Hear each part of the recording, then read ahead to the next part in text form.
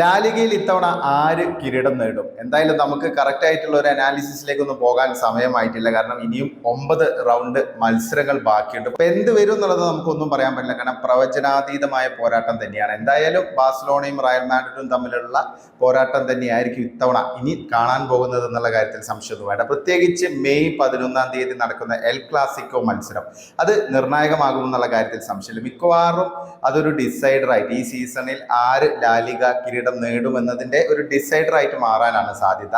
ബാഴ്സലോണയുടെ ഹോം ഗ്രൗണ്ടിലാണ് മത്സരം എന്നത് കറ്റാലൻ ടീമിനൊരു ആത്മവിശ്വാസവും ഒപ്പം കോൺഫിഡൻസും നൽകുന്ന കാര്യമാണ്. അതൊരു അഡ്വാൻറ്റേജ് കൂടിയാണ്. അവർക്ക് ഒരു ക്രിട്ടിക്കൽ ജങ്ക്ചറിലാണ് ഇത്തവണ എൽ ക്ലാസിക്കോ വരുന്നത്. മെയ് 11-ാം തീയതിയാണ് പോരാട്ടം. അതിനുശേഷം 3 റൗണ്ട് മത്സരങ്ങൾ മാത്രമേ ബാക്കിയുള്ളൂ. അപ്പോൾ അതിനിടയിലുള്ള ഇനിയുള്ള മത്സരങ്ങൾ ഇരു ടീമുകൾക്കും വളരെ നിർണായകമായിരിക്കും. കാരണം പോയിന്റുകൾ ഇനിയും ഡ്രോപ്പ് ചെയ്യപ്പെടുകയാണെങ്കിൽ റയൽ മാഡ്രിഡിന് വലിയ തിരിച്ചടി ഉണ്ടാക്കും എന്നുള്ള കാര്യത്തിൽ സംശയമില്ല. ബാഴ്സലോണയെ സംബന്ധിച്ചും ഈ കിട്ടിയ അഡ്വാൻറ്റേജ് മുന്നോട്ട് കൊണ്ടുപോകേണ്ടതുണ്ട്. പിന്നെ മറ്റൊരു കാര്യം നമ്മൾ ആലോചിക്കേണ്ടത് ഈ രണ്ട് ടീമിനും ചാമ്പ്യൻസ് ലീഗ് മത്സരങ്ങൾ ഇടയ്ക്കുണ്ട് എന്നുള്ളതാണ്. റയൽ മാഡ്രിഡിനെ സംബന്ധിച്ച് വമ്പൻ പോരാട്ടമാണ്. ആർസണലുമായിട്ട് 2 ലെഗ് മത്സരങ്ങൾ കളിക്കണം. പിന്നെ അതുകൂടാതെ ബാഴ്സലോണയാണെങ്കിൽ ഡോട്ട്മുണ്ടുമായിട്ടാണ് ഏറ്റുമുട്ടുന്നത്. ഇതിൽ കുറച്ചും കൂടെ ടഫ് ഫൈറ്റ് നിലവിലെ സാഹചര്യത്തിൽ നമ്മൾ നോക്കുകയാണെങ്കിൽ റയൽ മാഡ്രിഡിനാണ്. അപ്പൊ ഇതും ഈ ഒരു ലാലിഗയ്ക്ക് ഇടയിൽ നടക്കുന്ന സംഭവമായതുകൊണ്ട് തന്നെ ഇതിന്റെ റിസൾട്ട് ഒക്കെ നെക്സ്റ്റ് ആ ഒരു റേസിൽ ഒരു ഡിറ്റർമിനേഷൻ അല്ല ആ രീതിയിലൊരു ഡിസൈഡിങ് ഫാക്ടറായിട്ട് വന്നേക്കാം. ഇപ്പം നിലവിലെ സാഹചര്യത്തിൽ ബാഴ്സലോണയ്ക്ക് ഒരു മുൻതൂക്കം ഉണ്ടെന്നുള്ള കാര്യത്തിൽ സംശയമില്ല. കാരണം ബാഴ്സലോണ ഇടയ്ക്ക് വളരെ പിന്നിലായിരുന്നു. റയൽ മാഡ്രിഡ് 10 പോയിന്റിന്റെ ലീഡൊക്കെ നേടിയ ഒരു സാഹചര്യം ഉണ്ടായിരുന്നു ജനുവരി ലാസ്റ്റൊക്കെ.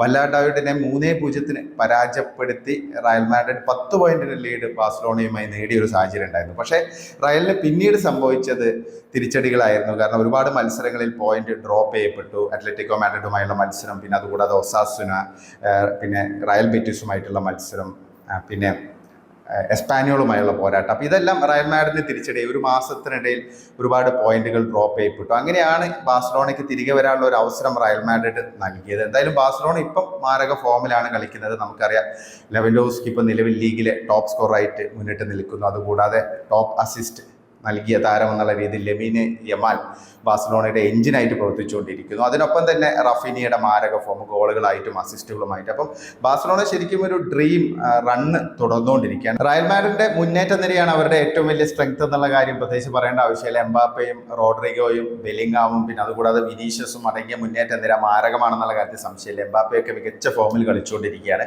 പക്ഷേ ഡിഫൻസിൽ ചില ഏറ്റക്കുറച്ചിലുകളും ചില അസ്ഥിരതയൊക്കെ എപ്പോഴും റയൽ മാഡ്രിഡിന് പ്രശ്നം തന്നെയാണ്. ഇപ്പോൾ കഴിഞ്ഞ മത്സരത്തിൽ 2 ഗോളുകളൊക്കെ വഴങ്ങി. അപ്പം അതൊരു ചെറിയ ആശങ്കയാണ് റയൽ മാഡ്രിഡിനെ സംബന്ധിച്ച്. ഇനിയിപ്പം 2 ടീമുകളെ നമ്മൾ നോക്കുകയാണെങ്കിൽ 2 ടീമുകൾക്ക് അത്യാവശ്യം നല്ല ഫൈറ്റൊക്കെ വരുന്നുണ്ട്. ഇപ്പം ഈ ലാലിഗയിൽ എൽ ക്ലാസിക്കോ അല്ലാതെ തന്നെ ഇപ്പം റയൽ മാഡ്രിഡിനെ കുറിച്ച് പറയുകയാണെങ്കിൽ റയൽ മാഡ്രിഡിന്റെ അത്ലറ്റിക് ക്ലബ്ബുമായിട്ട് ഏറ്റുമുട്ടേണ്ടതുണ്ട്. അതും കൂടാതെ തന്നെ ടോപ്പ് 10-ൽ വരുന്ന മയോർക്ക, സെൽറ്റ വിഗോ, പിന്നെ അതുകൂടാതെ റയൽ സോസിഡാഡ് എന്നിവർ റയൽ മാഡ്രിഡിന്റെ എതിരാളികളായിട്ട് വരുന്നുണ്ട്.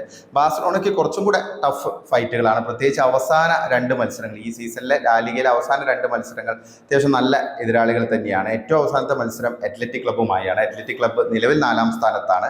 അതിന് തൊട്ടു മുമ്പുള്ള മത്സരം വിയാറയലുമായാണ്. വിയാറയൽ 5-ാം സ്ഥാനത്ത് നിൽക്കുന്നു. അതുകൂടാതെ റയൽ ബെറ്റിസ്, ഈ മയോർക്ക, സെൽറ്റ വിഗോ എന്നീ ടീമുകളെയൊക്കെ ബാഴ്സലോണയ്ക്ക് നേരിടേണ്ടതുണ്ട്. അപ്പോൾ എന്തായാലും ഇനിയുള്ള എല്ലാ മത്സരങ്ങളും 2 ടീമുകൾക്കും നിർണായകമാണ്. ആര് പതറി വീഴുന്നോ അതിനനുസരിച്ചിരിക്കും ഈ ഒരു സീസണിലെ ലാലിഗയിലെ കിരീടം ആര് നേടുമെന്ന് നിശ്ചയിക്കുന്നത്. അപ്പം എന്തായാലും നമുക്ക് കാത്തിരിക്കാം. വലിയൊരു പോരാട്ടം തന്നെയാണ് വരുന്നത്. നമുക്ക് ഒരിക്കലും ഒരു കൺക്ലൂഷനിലൊന്നും എത്താൻ സമയമായിട്ടില്ല. ആരാണോ ഏറ്റവും മികച്ച രീതിയിൽ കൺസിസ്റ്റൻസിയോടെ മുന്നോട്ട് പോകുന്നത് ആ ടീം കപ്പടിക്കും എന്ന് തന്നെ നമുക്ക് വിശ്വസിക്കേണ്ടി വരും. നിങ്ങൾക്ക് എന്താണ് തോന്നുന്നത്? റയൽ മാഡ്രിഡിനാണോ അല്ലെങ്കിൽ ബാഴ്സലോണയ്ക്കാണോ എഡ്ജ്? ആര് ഇത്തവണ ലാലിഗ കിരീടം സ്വന്തമാക്കുമെന്നാണ് നിങ്ങളുടെ അഭിപ്രായം? നിങ്ങളുടെ അഭിപ്രായങ്ങൾ കമൻ്റായി രേഖപ്പെടുത്തണേ.